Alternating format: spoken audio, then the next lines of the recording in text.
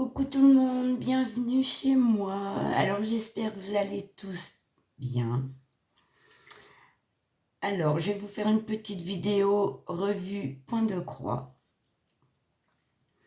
Donc dans mes précédentes vidéos de point de croix, je vous avais dit que je voulais terminer une toile et c'est fait.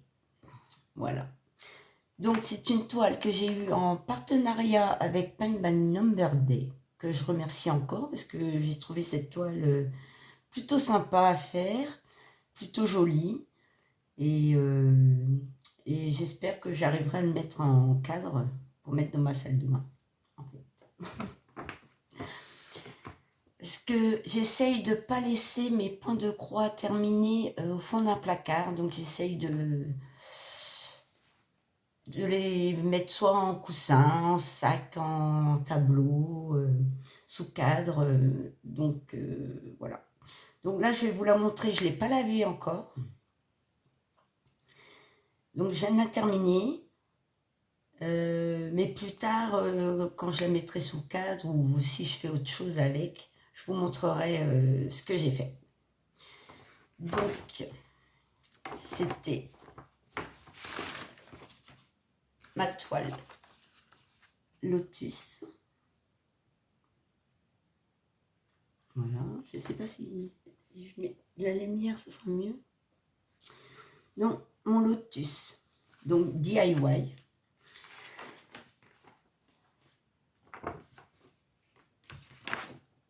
Donc, voici la toile terminée.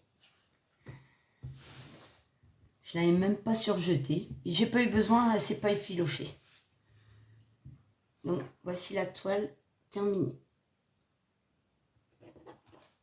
Elle rend plutôt bien. Elle a été agréable à faire. Voilà, 24 couleurs. Donc, voici l'image. Alors, on peut voir qu'il n'y a pas autant de détails.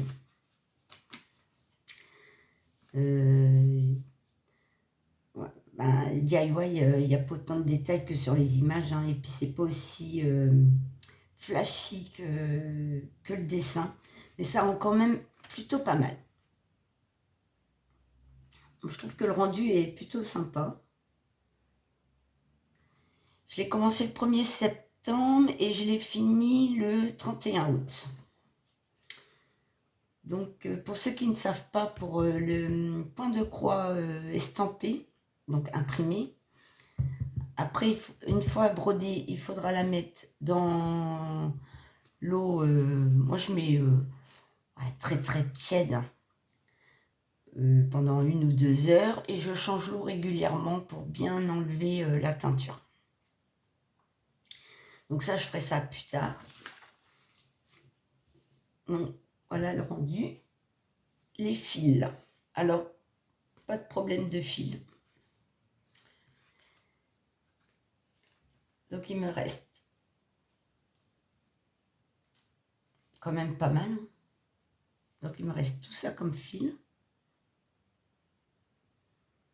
Alors, il y a des fils où il n'y a pas énorme, mais j'en ai pas eu besoin beaucoup. Donc, il n'y en avait pas beaucoup de fils déjà à la base. Il y a eu largement ce qu'il fallait. Vous voyez, celui-ci, il n'y en a pas beaucoup. Des très jolies couleurs. Franchement, aucune difficulté pour le faire. Moi, j'ai même pas eu besoin du patron, ça allait.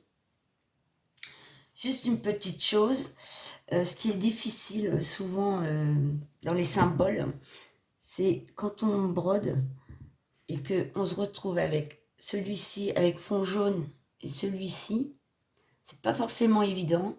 Et entre celui-ci, fond blanc, et celui-ci, pas toujours facile, parce que j'avais beaucoup de jaune au départ.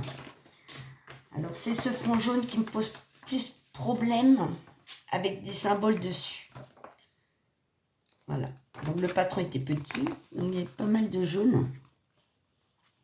Et c'est vrai qu'il y a quelques symboles jaunes. Là, il y avait du jaune avec un trait bleu.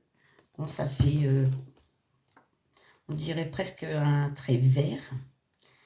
Bon, c'est plus au niveau des symboles que c'est pas toujours facile. Mais sinon, ça a été.